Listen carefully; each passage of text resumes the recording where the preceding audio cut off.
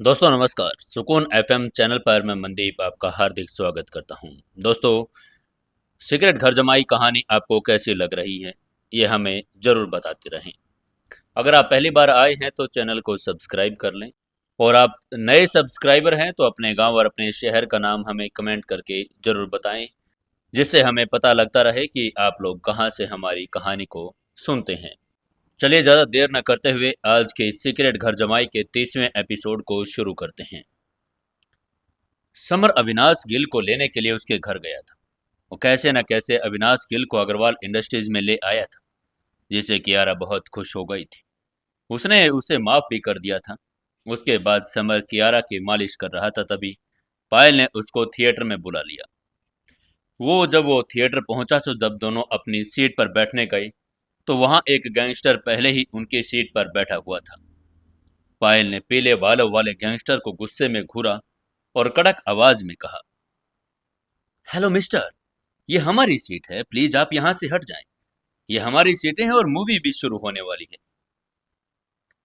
उसे इस पीले बालों वाले गैंगस्टर पर बहुत गुस्सा आ रहा था। वो झुंझला गई थी। वो गैंगस्टर पायल को देखकर मुस्कुराया और उसने घूरते हुए अपने बगल वाली सीट पर बैठने का इशारा करते हुए कहा, वाह, तुम जैसे ब्यूटी पर इतना नखरा तो बनता ही है। वैसे हम भी यहाँ मूवी देखने के लिए आए हैं। आओ तुम भी मेरे पास बैठ जाओ। मेरे पास तुम्हारे लिए एक सीट है। दोनों इकट्ठा मूवी देखेंगे। मेरा नाम अमित है और मैं इस एरिया का डॉन हूँ। तुम्हें किसी चीज की कमी नहीं होने दूंगा और तुम्हें डरने की कोई जरूरत नहीं है। ये कहने के बाद अमित ने मन ही मन सोचा, यार ये लड़की तो सुंदर है। आज तो मेरी लॉटरी लग गई। अब कैसे ही करके इसको अपना बनाना पड़ेगा। अमित इस एरिया का डॉन था। दिन भर लड़कियों को छेड़ने और गुंडागर्दी करता रहता था। समर ने अपनी भौहें सिकोड़ते हुए गैंगस्टर से ठंडे स्वर में बोला, अरे पीले बाल वाले लड़के, मैं तुम्हें एक बार और कह रहा हूँ, ये मेरी सीट है। प्लीज यहाँ से खड़े हो जाओ, वरना जो होगा उसके लिए मुझे दोष मत देना। समर गुस्से में था, क्योंकि अमित ने न केवल उसकी सीट ले ली बल्कि पायल को भी छेड़ रहा था। उसका अपना एक नियम था, वो कभी भी किसी को धमकाता नहीं था, भले ही वो कितना ही पावरफुल क्यों ना हो। समर की धमकी सुनकर अमित सीट से उठ खड़ा हुआ और व्यंग्य करते हुए बोला, अबे ओ फटीचर, मेरी तुम्हारी सीट पर बैठना तुम्हें परेशान कर रहा है ना? अब मैं यहीं पर बैठूंगा। अगर तुम अपनी जान की सलामती चाहता है तो चुपचाप यहां से निकल जा। इस लड़की को मेरे हवाले कर दे, नहीं तो तुझे खुद नहीं पता चलेगा तेरे साथ क्या हो जाएगा। वो समर की तरफ और बढ़ने लगा था। उनके आसपास के खड़े लोगों ने जब देखा कि उन दोनों के बीच में लड़ाई होने वाली है तो वो डर के मारे पीछे हटने लगे। वो सभी जानते थे कि अमित इस एरिया का कुख्यात गुंडा था। उस गुंडे को समर की तरफ बढ़ता हुआ देखकर पायल भी घबरा गई। उसने बड़बड़ाते हुए कहा, समर, चलो यहाँ से, हम आज मूवी नहीं देखेंगे। चलो यहाँ से चलते हैं। इसने मूड ही खराब कर दिया। उसे डर था कि कहीं समर को कोई चोट न लग जाए। अगर ऐसा कुछ भी हो गया तो वो पूरी जिंदगी अपने आप को माफ नहीं कर पाएगी। लेकिन समर ने अमित को बिल्कुल भी गंभीरता से नहीं लिया। सो बिना डरे हुए पायल को मुस्कुराते हुए बोला, पायल, चिंता मत करो, वो बस एक गली का टुच्चा सा गुंडा है। इसके जैसा कीड़ा मकोड़ा मेरा कुछ भी नहीं बिगाड़ पाएगा। उसकी बात सुनकर अमित गुस्सा हो गया। उसने अपने दांत भींचते हुए कहा, भाड़ में जा साले, मुझे कीड़ा मकोड़ा कहने की तुम्हारी हिम्मत कैसे हुई? अब मैं तुम्हें बताता हूं कि मैं कौन हूं।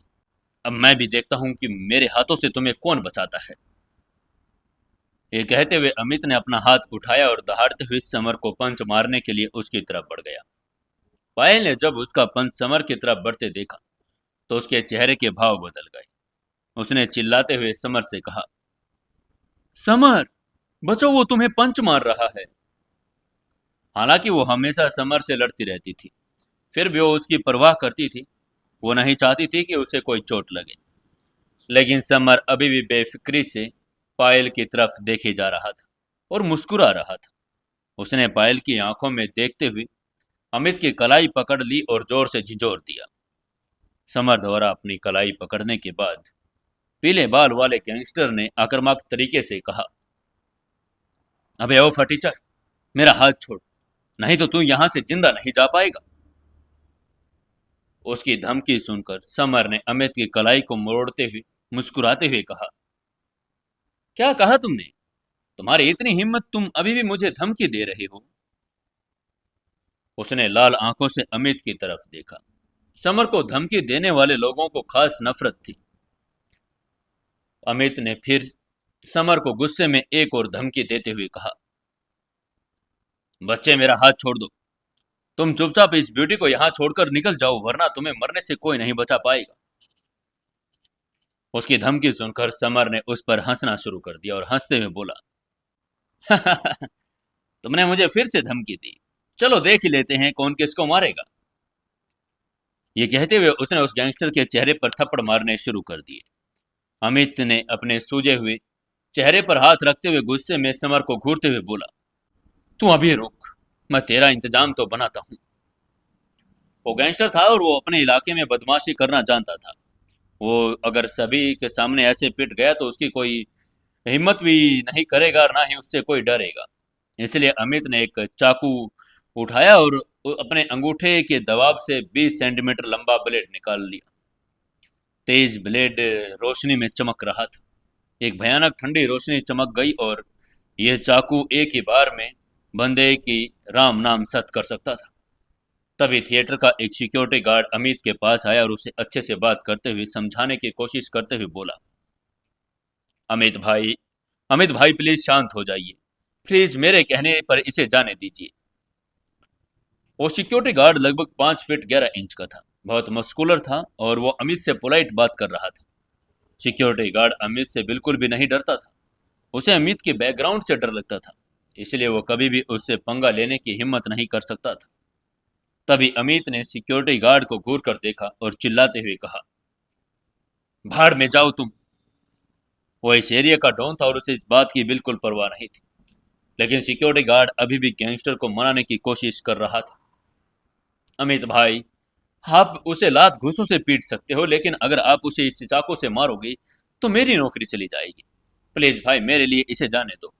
अगर आप शांत हो जाओगे तो आज की मूवी ट्रीट मेरी तरफ से। क्योंकि वो जानता था कि सिनेमा हॉल में किसी को मरने नहीं दे सकता। अमित ने ठंडे स्वर में उस सिक्योरिटी गार्ड से कहा, अगर तुमने मुझे रोकने की कोशिश की तो मैं पहले चाकू तुम्हें ही मारूंगा, फिर तुम भी जानते हो कि क्या होगा। अगर मरना नहीं चाहते तो चुपचाप मेरे रास्ते से हट जाओ। ये कहते हुए वो अपना चाकू लेकर सिक्योरिटी गार्ड की तरफ बढ़ा। अमित को अपनी तरफ आता हुआ देखकर उसकी धमकी सुनकर सिक्योरिटी गार्ड डर गया। वो कुछ कदम पीछे हट गया। उसे परवाह नहीं थी कि वो क्या करने जा रहा है। वो एक नौकरी के लिए उसे अपनी जान नहीं गंवाना चाहता था। अमित ने जब सिक्योरिटी गार्ड को पीछे हटते हुए देखा तो वो वापस समर की तरफ मुड़ गया और शैतानी मुस्कान के साथ बोला, अबे साले कमीने, तुम्हारी हिम्मत कैसे हुई मुझे थप्पड़ मारने की? अब देखता हूं कि तू क्या करेगा। जब पायल ने उस गैंगस्टर को चाकू लेकर समर की तरफ बढ़ता हुआ देखा तो वो और ज्यादा बुरी तरह से घबरा गई। उसने फुसफुसाते हुए कहा, हाँ मैं क्या करूं? हाँ एक काम करती हूँ, पुलिस को बुला लेती हूँ, अब वही इस गुंडे को संभाल सकते हैं। ये कहते हुए उसने अपना मोबाइल निकाला और पुलिस को कॉल करने लगी। उसी पल उसे समर को मूवी देखने के लिए बुलाने का पछतावा होने लगा था। तभी समर ने पायल का हाथ पकड़ लिया और उसे मना करते हुए बोला, पायल, पुलिस को बुलाने की कोई जरूरत नहीं। इस कमीने से तो मैं आसानी से निपट लूंगा। इस कुत्ते के लिए पुलिस को कष्ट क्यों देना? पुलिस को और भी बहुत इंपॉर्टेंट काम होते हैं। ये तो मेरी एक किक में ही मर जाएगा। समर की बात बिल्कुल सही थी और वो ये देखकर अमित के गुस्से के भाव और भी बढ़ गई। उसने गुस्से में चिल्लाते हुए कहा, बेटा, तुमने मुझे समझ क्या रखा है? क्या मैं कोई फुटबॉल हूं जो कह रहे हो कि मुझे किक मारोगे? मुझे लगता है कि तुम आज मेरे हाथों से मर नहीं आए हो। और यह कहते हुए उसने समर की ओर चाकू फेंक दिया। लेकिन समर अचानक बिजली की गति से एक साइड हटा और उसने अपना दाहिना पैर उठाया और अमित के पैर पर एक जोरदार किक मार दी। वो उड़ता हुआ कुछ मीटर दूर जा गिरा। वो एक कटी पतंग की तरह लड़खड़ाता हुआ जमीन पर गिर गया। उसके मुंह से खून भी निकलने लगा और वो बेहोश हो गया। वाह! पायल के मुंह से एकदम से निकला। वो समर से बहुत ज्यादा प्रभावित हो गई थी। उसे आश्चर्य से देखने लगी। आसपास के लोग भी चौंक गए थे। सभी का मुंह खुला का खुला रह गया था। यह अमित एक कुशल स्ट्रीट फाइटर भी था। वो आज तक कोई भी स्ट्रीट फाइट नहीं हार गया था। एक बार तो उसने लेवल 2 के स्टेज 3 के फाइटर को भी हरा दिया था। स्ट्रीट फाइटर में कोई भी उसके बराबर था नहीं। अब जब उसे समर ने एक ही किक में बेहोश कर दिया तो सभी के सभी तंग रह गए। साथ ही हर कोई खुश भी था, क्योंकि अमित सबको परेशान करता था। उसने मरने के बाद समर के आसपास के लोगों को इग्नोर करता हुआ पायल का हाथ पकड़ा और कहा, पायल मूवी शुरू हो गई है, आओ चलो चलते हैं, अब तो हमारी सीट भी खाली हो गई। समर उसे सीट पर ले गया। पायल के नरम छोटे हाथ बहुत नरम थे। वहीं आज पायल भी थोड़ी और अजीब लग रही थी, क्योंकि वो समर के साथ अच्छा व्यवहार कर रही थी। उसने उसे अपना हाथ पकड़ने से भी नहीं रोका। अब दोनों आराम से बैठकर मूवी देखने लगे। ये एक हॉरर मूवी थी। तभी पायल ने जब स्क्रीन पर भूत को देखा तो अचानक वो चीख पड़ी। उसका चेहरा पीला पड़ गया। वो समर की बाहों में झुक गई। पायल ने एक आंख से स्क्रीन की तरफ देखते हुए कहा, समर मुझे डर लग रहा है। लेकिन फिर भी उसने अपनी आंखें स्क्रीन पर टिकाई हुई थी।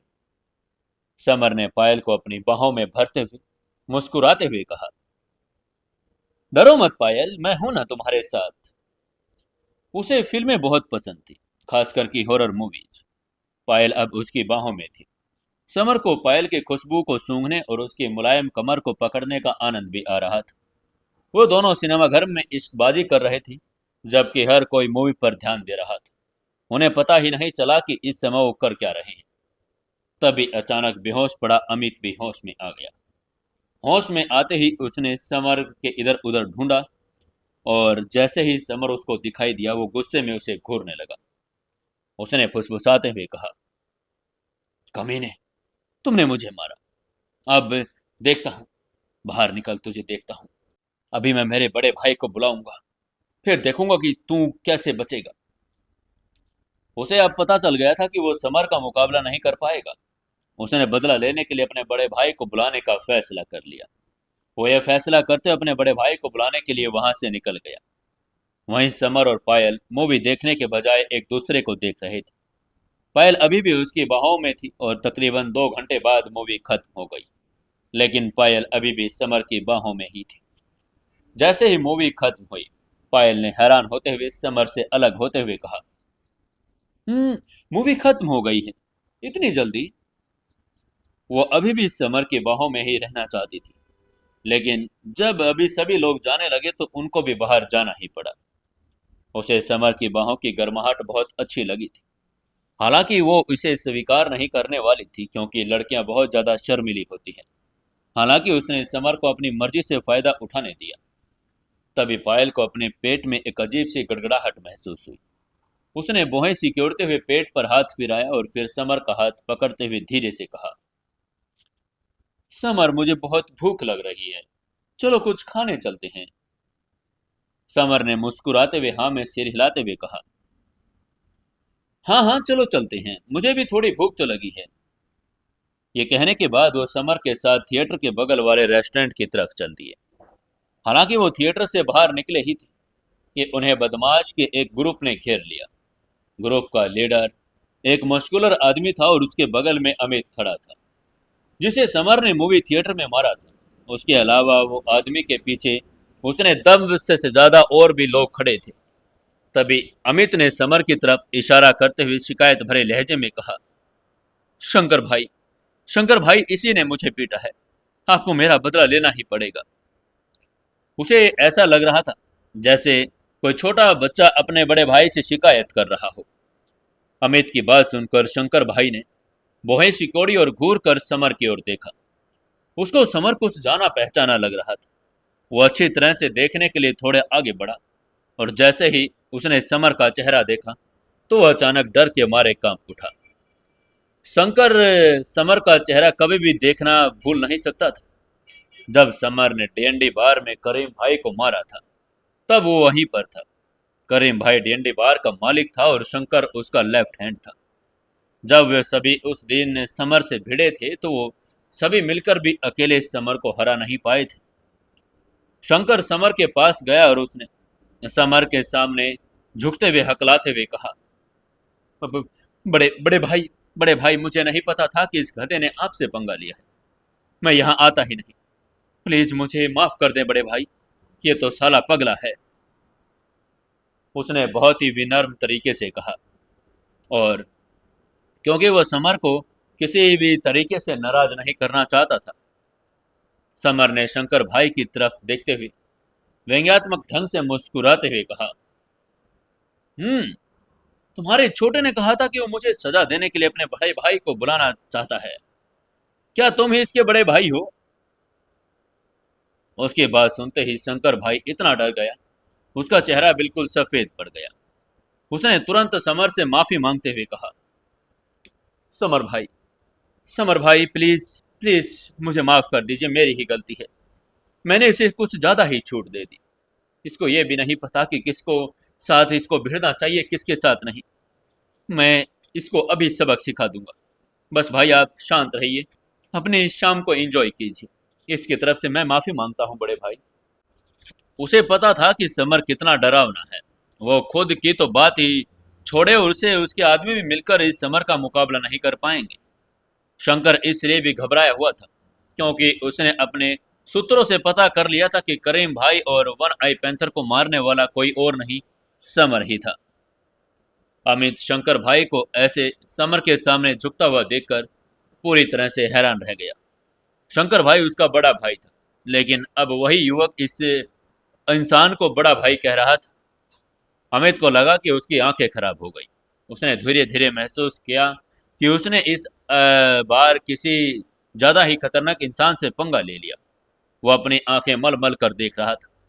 वहीं शंकर अमित को आक्रामक तरीके से घूरते हुए उसके सिर पर एक चपत लगाई और कहा, बच्चे, तुमने मुझे यहाँ समर के सबक सिखाने के लिए बुलाया था क्या?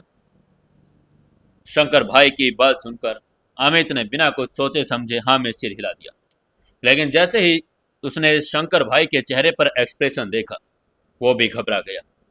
चटाक, तभी शंकर भाई ने अपने हाथ आगे बढ़ाए और अमित के गाल पर जोर से थप्पड़ मार दिया, जिससे वो 3 बार चक्कर खाकर जमीन पर गिर पड़ा और उसका फिर सिर जमीन पर लगा। उसको दिन में ही तारे दिखाई देने लगे। अमित ने एक हाथ से अपना सिर मसलते हुए अपने जबड़े पर हाथ रखा और धीरे से कहा, शंकर भाई, आप मुझे क्यों मार रहे हैं? मैंने आपको उस कमीने को मारने के लिए बुलाया है। शंकर भाई को उसकी बात सुनकर और गुस्सा आ गया। उसने अमित का कॉलर पकड़ा और खड़ा करते हुए कहा, तुम्हारी हिम्मत कैसे हुई समर भाई से पंगा लेने की? मरना चाहते हो क्या? आजकल तुम्हारे कुछ ज्यादा ही लफड़े हो रहे हैं।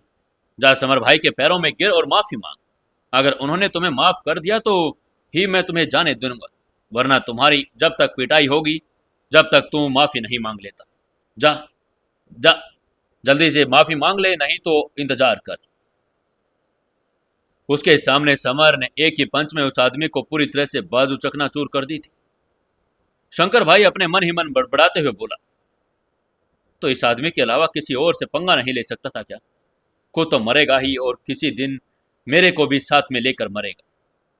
सने, ये सोचते हुए शंकर भाई ने अमित का कॉलर पकड़ा, उसको लगातार थप्पड़ मारना शुरू कर दिया, जिससे उसका चेहरा पहले से भी ज्यादा सूज गया।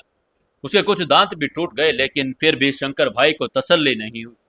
इसलिए उसने अमित के पेट पर एक जोरदार किक मारी और उसे दूर फेंक दिया। फिर शंकर भाई ने अपने पीछे खड़े 10 आदमियों की तरफ देखकर चिल्लाते हुए कहा, सब लोग मेरी बात कान खोलकर सुनो। ये समर भाई है। अगर आज के बाद किसी ने इनके साथ पंगा लिया तो इनका सम्मान न किया तो उनको मैं अपने आप ही जान से मार दूंगा, समझे कि नहीं? वो जानता था कि उसके सामने खड़ा आदमी बहुत पावरफुल है। उसको डर था कि कहीं अपने आदमियों के चक्कर में वो खुद भी किसी मुसीबत में ना फंस जाए। इसलिए उसने अपने आदमियों को सीधी सीधी वार्निंग दे दी। उसके 10 आदमियों के साथ झुककर समर का जोरदार तरीके से वार्न करते हुए बोले, समर भाई प्लीज हमें माफ कीजिए। ये सभी लोग शंकर भाई पर बहुत भरोसा करते थे। अगर शंकर भाई इस युवक से डरते हैं तो जरूर कोई ये अलग ही तरीके का इंसान होगा। उसके बाद समर ने उन सभी को अपने हाथ से इशारा किया और वहां से जाने के लिए कह दिया। शंकर उसके हाथ का इशारा तुरंत समझ गया, तुरंत अपने आदमियों को लेकर वहां से चला गया। उसके जाने के बाद पायल उनको ऐसे समर के सामने झुकता हुआ देखकर चौंक गई थी। उसने हैरान होते हुए कहा, मुझे नहीं पता था कि इन गैंगस्टरों का लीडर भी तुमसे भाई कहता है। ये कहते हुए वो समर को अजीब तरीके से देखने लगी। समर ने बिना इस बात पर ज्यादा रिएक्ट की टॉपिक चेंज करते हुए कहा, पायल मुझे भूख लगी है, चलो कुछ खा लेते हैं।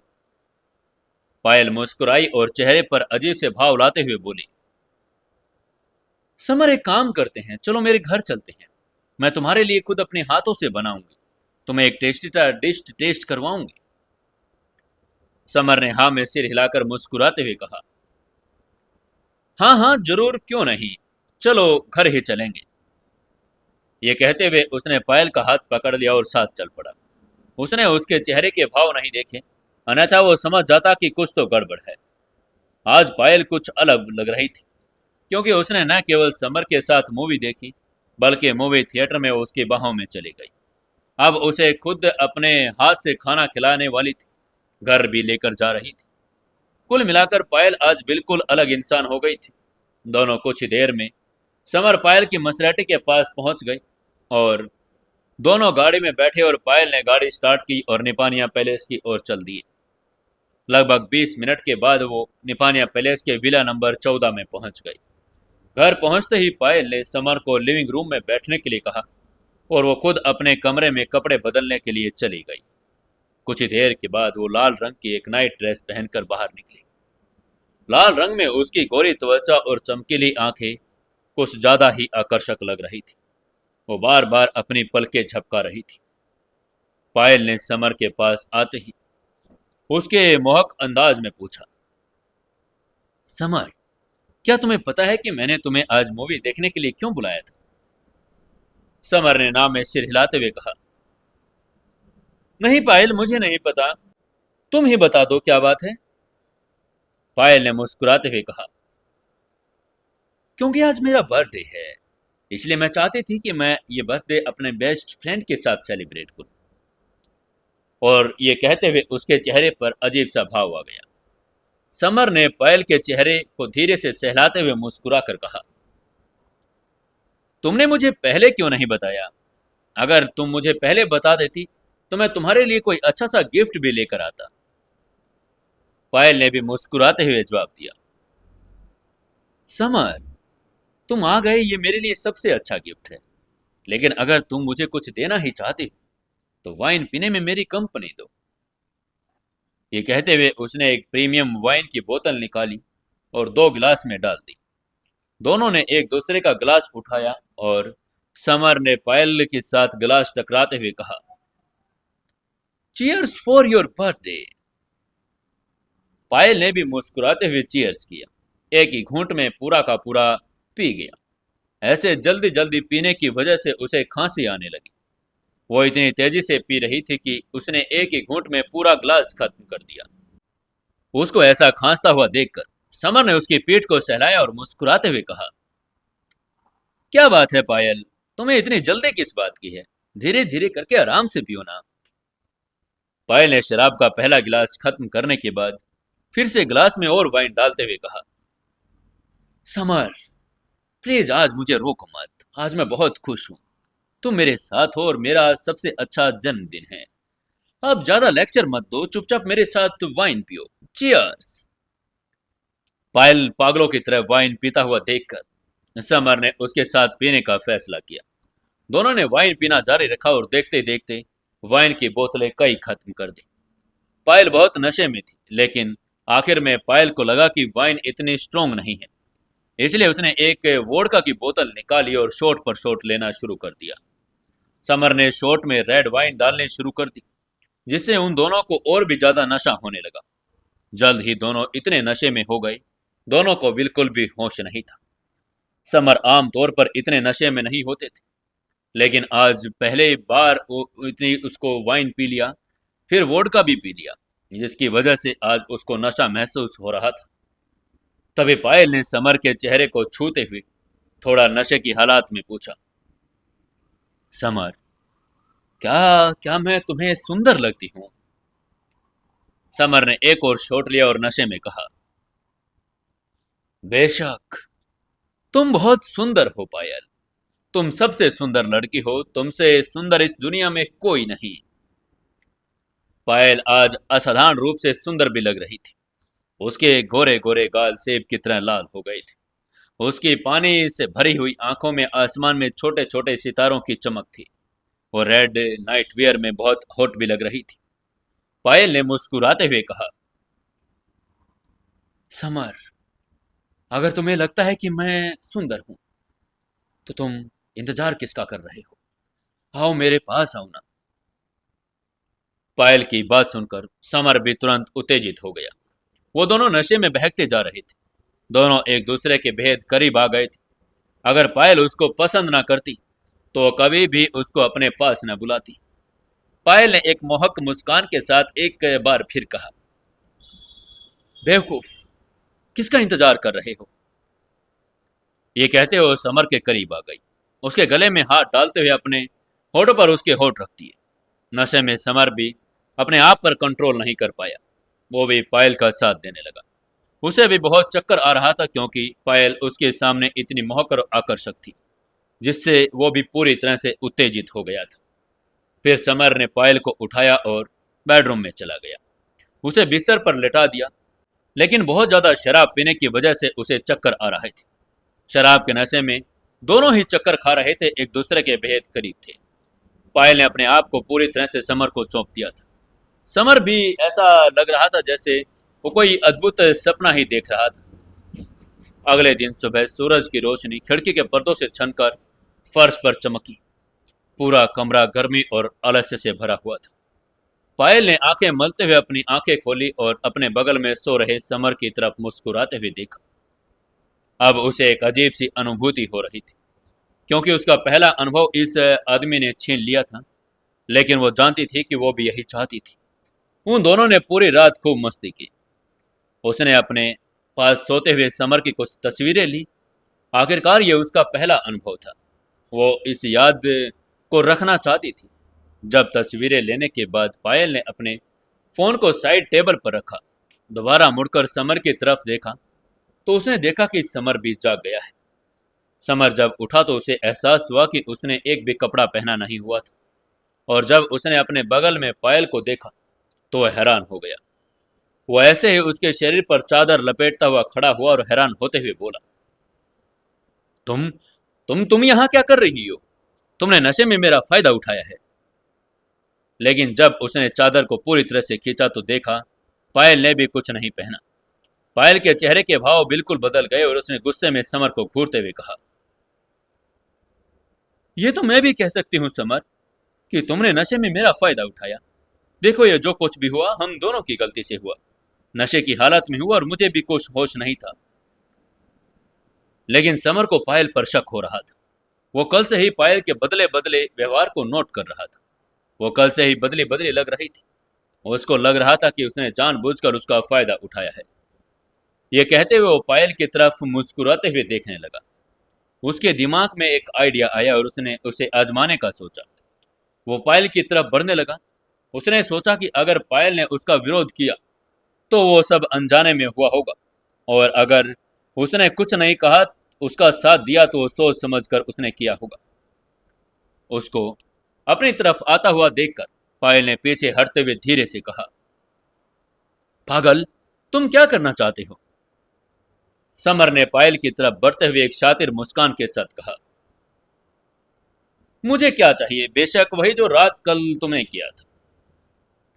ये कहते हुए उसने उसे पकड़ लिया और बिस्तर पर पटक दिया। पायल ने चिल्लाते हुए उसकी पकड़ से छूटने के लिए कहा, समर, छोड़ो मुझे। जो कुछ भी हो वो सब नशे की हालत में हुआ। मेरा ऐसा कुछ करने का इरादा नहीं था। मैं तो बस अपना बर्थडे सेलिब्रेट करना चाहती थी, लेकिन मुझे नहीं पता था कि ये सब हो जाएगा। लेकिन समर ने उसको छोड़ा नहीं। वो बहुत गुस्से में था और पायल ने नशे की हालत में उसका फायदा उठाया। उसने कियारा के अलावा किसी के साथ ऐसा कुछ करने का सोचा भी नहीं था। लेकिन पायल लगातार उसका विरोध कर रही थी।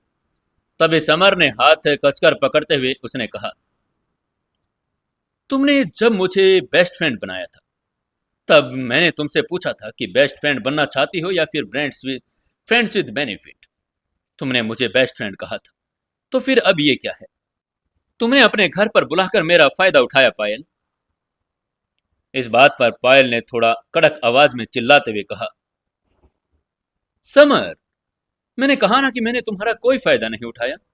हमारे बीच में जो कुछ हुआ वो नशे की हालत में हुआ। मैं हर लड़की होकर ये बात समझ रही हूँ कि तुम लड़के होकर भी ये समझ सकते हो। मैं कह सकती हूँ कि तुमने मेरा फायदा उठाया, लेकिन नहीं। मैं समझती हूँ कि गलती हम दोनों की है। हम दोनों ही नशे में थे और अपने इमोशंस पर कंट्रोल नहीं कर पाए। समर ने घूर कर उसकी तरफ देखते हुए कहा, ओह अच्छा। लेकिन वो कुछ कहने ही वाला था। अचानक उसका फोन बज उठा, जिससे वो परेशान हो गया। उसने झुंझलाते हुए कहा, अब ये कौन कॉल कर रहा है? ये कहते हुए वो कॉल कट करने के लिए अपना फोन निकाला। फोन काटने की कोशिश की, लेकिन गलती से पिकअप बटन टच हो गया और उसको फोन के स्पीकर से कियारा की आवाज आई। उसने संदेह भरी आवाज में कहा, कहाँ हैं आप रात को घर क्यों नहीं आए? कियारा की आवाज सुनते ही समर कांप उठा। उसने पायल को छोड़ा और चुपचाप एक कोने में चला गया, ताकि पायल उनकी बात सुन ना ले। उसने धीरे से बोलते हुए कहा, कोई काम था क्या बॉस? समर ने जानबूझकर कियारा को बॉस कहा। वो नहीं चाहता था कि अगर वो बाय चांस पायल ने उनकी बातें सुन ली तो कियारा और उसके रिश्ते के बारे में उसको शक हो जाएगा। लेकिन वो नहीं जानता था कि पायल उसकी एक एक बात ध्यान से सुन रही है। वो पहले से ही चौकन्ना थी, इसलिए बच गया। ये नहीं तो आज पायल को उसके और कियारा के रिश्ते में लगभग पता चल ही गया होता। तभी कियारा ने ठंडे लहजे में पूछा, मैं तो बस जानना चाहती थी कि आप कल रात को घर क्यों नहीं आए। आप ठीक तो है ना? कोई प्रॉब्लम तो नहीं हो गई? जब से कियारा और समर की शादी हुई थी, तब से समर उसके घर पर ही रहता था, और जब तक आज उसके घर से निकला था तो आज बिना पहुंचे ही वहां पर। आज रात को अलग था। वो दिन भर कहीं घूमता रहता, लेकिन रात को तो चला ही जाता था। कियारा के एकदम से दागे गए सवालों को सुनकर समर ने अपने भौहें सिकोड़ते हुए बहाना बनाते हुए कहा, बॉस, वो कल रात मैंने कुछ ज्यादा ही शराब पी ली। मुझे नशे में बहुत ज्यादा हो गए थे, इसलिए मैं घर आने की हालत में नहीं था। आसपास के एक होटल में ही सो गया था। पायल ने उसका बहाना सुनकर धीरे से हंसते हुए कहा, समर, तुम बहाना बहुत अच्छा बनाते हो। तभी कियारा ने फोन के बीच में उसकी आवाज सुन ली थी, और उसने पहचान लिया था कि यह आवाज पायल की है। लेकिन उसने सीधे से पायल का नाम तो नहीं लिया, लेकिन उसको संदेह तो हो गया था। उसने शक भरी आवाज में कहा, डियर, मुझे लगता है कि मैंने किसी लड़के की आवाज सुनी। क्या तुम कल रात किसी और लड़की के साथ सोए थे? उसकी आवाज में थोड़ी नाराजगी भी थी। इधर समर ने पायल को चुप रहने का इशारा किया। कियारा की बात का जवाब देते हुए कहा, नहीं नहीं नहीं बॉस, ऐसा कभी नहीं हो सकता। मैं एक जेंटलमैन हूं, तो मैं दूसरी लड़कियों के साथ कैसे सो सकता हूं? समर की बात सुनकर पायल समझ गई थी कि कियारा का ही कॉल है। चूंकि कियारा उसकी दुश्मन थी, और इसलिए उसने कियारा को और भड़काने के बारे में सोचा। एक शैतानी मुस्कान के साथ समर की तरफ देखा। फिर भी वो बहुत ज्यादा रोमांटिक तरीके से चिल्लाई, आउच समर, तुम्हारी वजह से मुझे चोट लग गई। उसकी आवाज इतनी कोमल थी, लोग उत्तेजित हो जाएं। कियारा को इस बार पायल की आवाज साफ साफ सुनाई दी, इसलिए उसने गुस्से में समर पर चिल्लाते हुए कहा, समर, तुम कमीने, दूसरी लड़के के साथ रात बिताने की तुम्हारी हिम्मत भी कैसे हुई? कियारा की गुस्से भरी आवाज सुनकर समर के चेहरे के भाव बदल गए।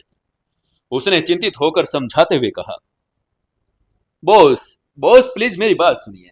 ऐसा कुछ भी नहीं है, आप जो समझ रही हैं वो ऐसा कुछ भी नहीं है। लेकिन कियारा ने उसकी एक भी बात नहीं सुनी। वो किसी भूखी शेरनी की तरह दहाड़ते हुए बोली, जल्द से जल्द कंपनी में मेरे ऑफिस में आओ, वरना तुम्हारे साथ अच्छा नहीं होगा।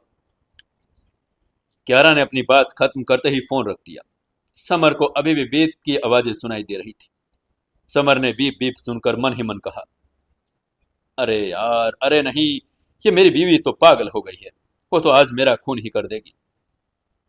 समर परेशान और निराश हो गया था। ये सब इस कमीनी पायल की वजह से हुआ था। समर ने भौहें सिकोड़ते हुए पायल को घूरा। अगर कियारा उसे अभी कंपनी में जाने के लिए न कहे तो निश्चित रूप से समर उससे बदला लेना चाहता था। उसको अपनी तरफ देखता हुआ पायल ने मुस्कुराते हुए मोहक ढंग से उससे कहा, अरे अरे यार, तुम मुझे ऐसे क्यों देख रहे हो? तुमने अभी अभी मेरे ऊपर आरोप लगाया था कि मैंने तुम्हारा फायदा उठाया। अब मैंने बदला ले लिया। समर ने पायल को गुस्से में देखा और कहा, पायल, ये तुमने मेरे साथ अच्छा नहीं किया। मेरे पास उतना टाइम नहीं है, लेकिन अगर होता तो मैं अभी के अभी तुमसे बदला लेता। चलो, मैं बाद में देखूंगा, अभी तो मैं जा रहा हूं। और ये कहते हुए वो कमरे से बाहर निकला और कंपनी की ओर चल पड़ा। समर के जाने के बाद पायल खड़ी हुई, अपने बिस्तर के साथ साथ अपने कमरे की भी सफाई करने लगी। वो अभी भी समर के बारे में सोच सोच कर मुस्कुरा रही थी। तभी उसका फोन बज उठा। उसने तुरंत फोन की स्क्रीन देखी, कॉल कौन कर रहा है, लेकिन स्क्रीन पर नाम देखकर उसका चेहरे का भाव बदल गया। उसने तुरंत कॉल पिक किया, कान पर लगाते हुए कहा, पापा, पापा, आप मुझे कॉल कर रहे हैं? मुझे तो विश्वास ही नहीं हो रहा। कहीं मैं कोई सपना तो नहीं देख रही? उसकी बेरुखी भरी आवाज से पता चल रहा था कि उसके अपने पिता के साथ बिल्कुल अच्छे संबंध थे नहीं। फोन की दूसरी तरफ से एक तेज और कड़क आवाज सुनाई दी, पायल, तुम दिल्ली कब वापस आ रही हो? उसकी आवाज से ही पता चल रहा था कि इस आदमी को अपने पद पर बहुत अभिमान था। पायल ने अपनी भौहें सिकोड़ते हुए थोड़ा विरोध करते हुए कहा, पापा, प्लीज मुझे थोड़ा और समय दे दीजिए। हालांकि वो इंदौर शहर के अरबों डॉलर के मूल्य वाले कपूर ग्रुप ऑफ इंडस्ट्रीज की बॉस थी, लेकिन वो अपने पापा के सामने कुछ भी बोल नहीं सकती थी। कपूर ग्रुप परिवार दिल्ली कैपिटल के 4 बड़े परिवारों में से था। इनकी संपत्ति अरबों डॉलर की थी और ये इंडिया के सबसे अमीर परिवार था।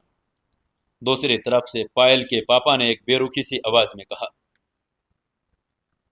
पायल, जैसा कि तुम जानती हो, चौहान परिवार का पोता अनुराग तुम्हारा फियांसे है और अगले महीने तुम्हारी शादी है।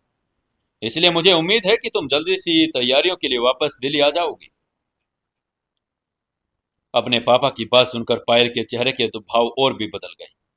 उसने थोड़ा और समय मांगने की कोशिश करते हुए कहा, पापा, क्या आप मुझे थोड़ा समय और दे सकते हैं? प्लीज मुझे 2 महीने और दे दीजिए।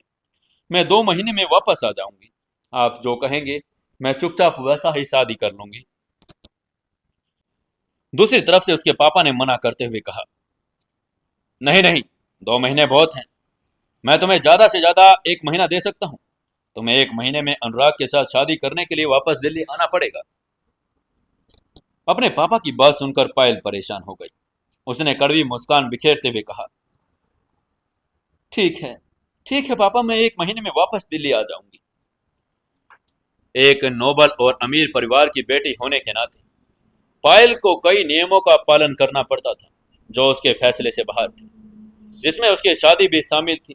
उस पर बहुत सारी पाबंदियां लगी हुई थी। हालांकि देखने में ऐसा लगता था कि वो बहुत इंडिपेंडेंट है। परिवार की मर्जी से उसका एंगेजमेंट बचपन में ही अनुराग से हो गया था, जो कि चौहान परिवार का पोता था। चौहान परिवार भी दिल्ली के 4 बड़े परिवारों में से एक था, जिनकी संपत्ति भी हजारों करोड़ों रुपए की थी।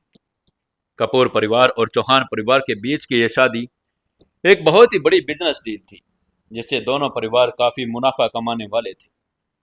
पायल को अनुराग बिल्कुल भी पसंद नहीं था, क्योंकि वो एक बिगड़ा हुआ प्ले बॉय था। इस शादी से बचने के लिए वो दिल्ली से भागकर इंदौर में अकेले रहने आ गई थी।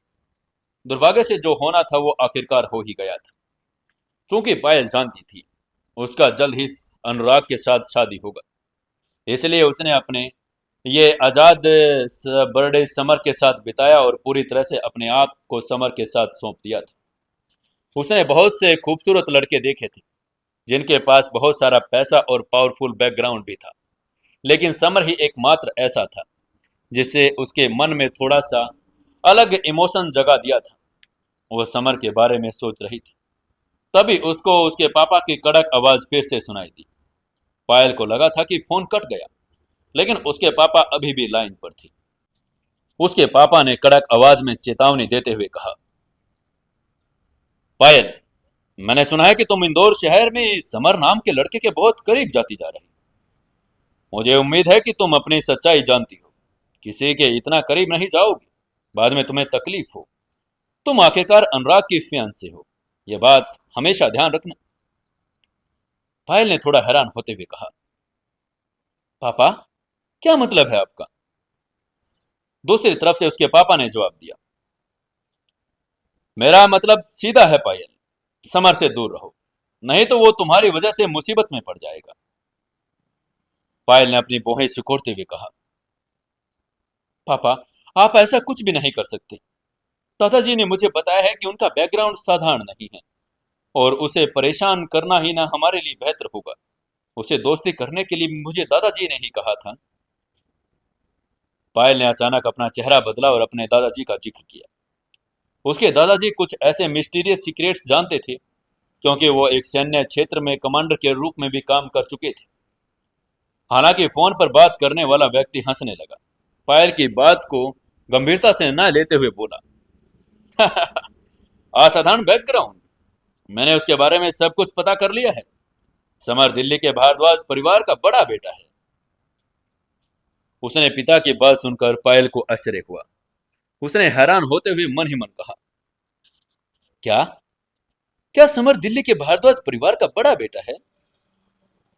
वो जानती थी कि भारद्वाज परिवार भी 4 नोबल परिवारों में से एक था, और जो इंडिया का नंबर 1 परिवार था। वो कपूर परिवार और चौहान परिवार की तरह एक पावरफुल अस्तित्व रखता था। अब उसको समझ आ गया कि क्यों उसके दादाजी ने उसको समर के साथ दोस्ती करने के लिए कहा था। पायल ने एक्साइटमेंट में पूछा। डैड, डैड, अगर वो भारद्वाज परिवार का बेटा है तो हमें उसके साथ तो अच्छे रिलेशन रखने चाहिए। फिर आप मुझे उससे दूर रहने के लिए क्यों कह रहे हैं? उसके पापा ने उसकी बात का जवाब देते हुए और उसे समझाते हुए बोला। ऐसी बात नहीं है बेटा, वो अपने परिवार में एक अबंडेंट बेटा है। उसके माता पिता कम उम्र में ही मर गए थे, और अब भारद्वाज परिवार के वर्तमान हेड उसे बिल्कुल भी पसंद नहीं करते। भारद्वाज परिवार का बड़ा बेटा होने के बावजूद भी उसके परिवार में उसका कोई दबदबा नहीं। अगर हमें भारद्वाज परिवार के साथ रहना है तो हमें भी समर से दूर ही रहना पड़ेगा, क्योंकि वो लोग भी समर से दूर ही हैं। पायल को अपने पिता की बात सुनकर संदेह होने लगा। वो सोच में डूब गई। लेकिन अगर यह बात सच है तो भारद्वाज परिवार ने समर को छोड़ दिया है, तो उसके दादाजी ने फिर भी उसका पक्ष लेने के लिए क्यों कहा था? तभी उसके पापा ने आगे कहा। पायल, तुम बस संपर्क से सारे संपर्क तोड़ दो, और हाँ, याद रखो, चाहे कुछ भी हो जाए, तुम्हें 1 महीने में दिल्ली वापस आना है। ये कहते हुए अब की बार उन्होंने फोन कट कर दिया। पायल ने फोन पर बीप की आवाज सुनते हुए बड़बड़ाते हुए कहा। डैड, आपको पता भी नहीं है कि मैं समर के साथ कितने आगे बढ़ चुकी हूँ। अब एक कदम से कैसे पीछे हट जाऊंगी? 1 महीना, 1 महीना ये पायल अब कैसे बिताएगी? वो निश्चित रूप से अपने डैड की बात नहीं सुनेगी, और उसने इंदौर शहर में अपना बाकी समय और मौज मस्ती करने का फैसला कर लिया था। पायल ने अब तक अपने जीवन में कभी भी किसी को डेट नहीं किया था, इसलिए उसने 1 महीने में बाकी दिनों में किसी को डेट करने का फैसला लिया। डेटिंग पार्टनर की बात करें तो वो निश्चित रूप से उसको समर ही होगा।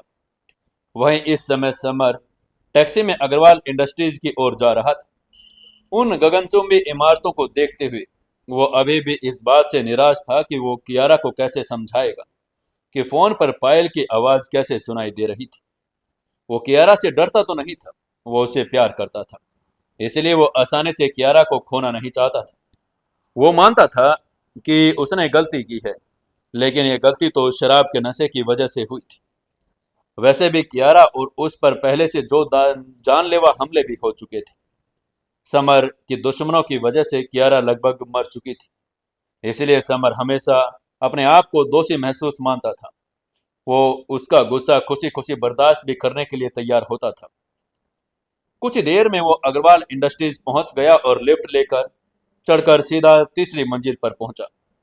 जैसे वो कियारा के ऑफिस में गया, उसने देखा कियारा सामने कुर्सी पर बैठी हुई थी।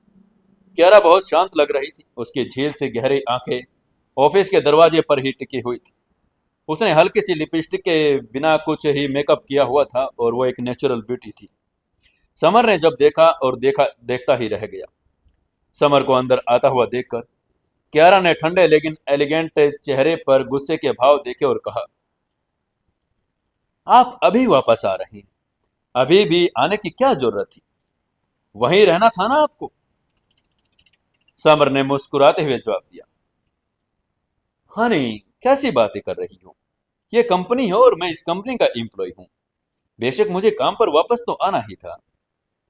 उसके चेहरे पर एक बड़ी सी मुस्कान थी।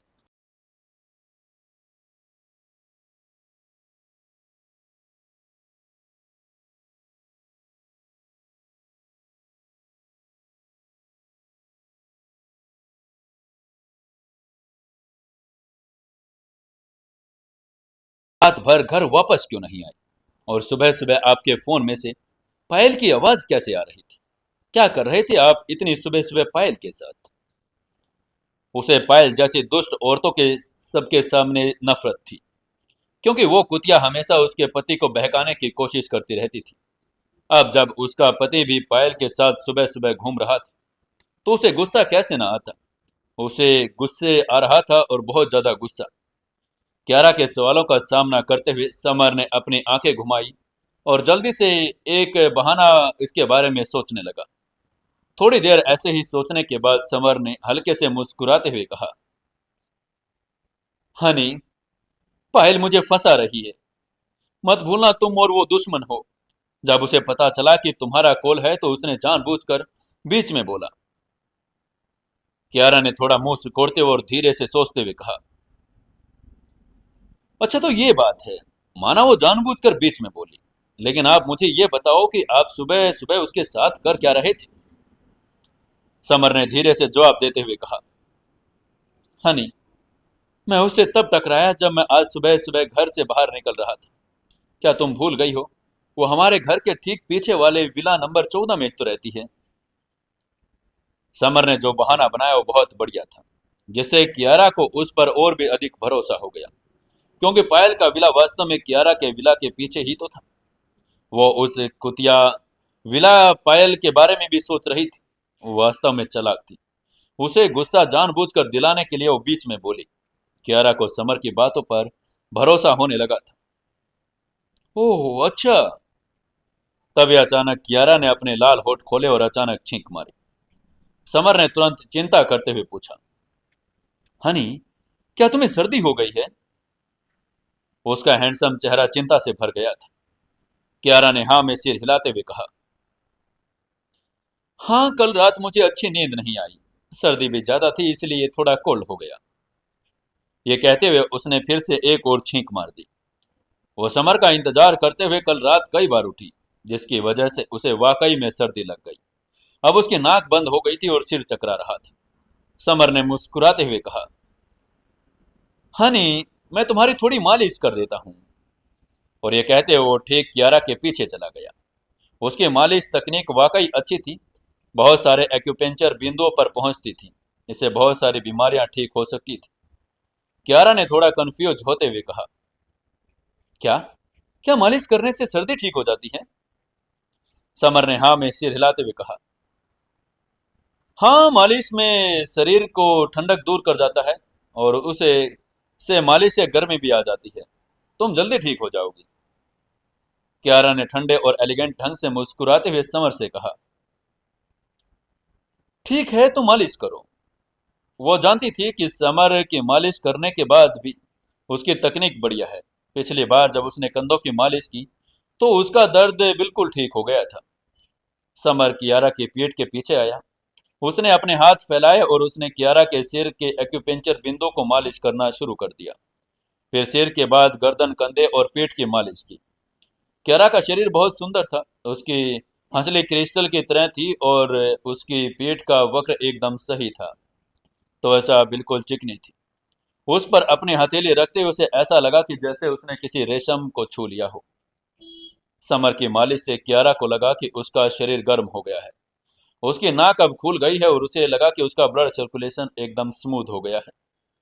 कियारा ने धीरे से आं भरी और प्यार से कहा, डियर, आपने तो सच में मेरा सर दर्द ठीक कर दिया और मेरी सर्दी भी ठीक कर दी। लेकिन उसके सुंदर चेहरे पर संतुष्टि के भाव तो थे। उसे इस बात पर अभी भी विश्वास नहीं हो रहा था कि समर ने सच में उसकी सर्दी ठीक कर दी। समर ने कियारा की चिकनी पीठ को छूते हुए धीरे से कहा, हनी, अभी रुको, मैं थोड़ी और मालिश करता हूँ। देखना, सर्दी और थकावट का बिल्कुल भी नहीं रहेगा।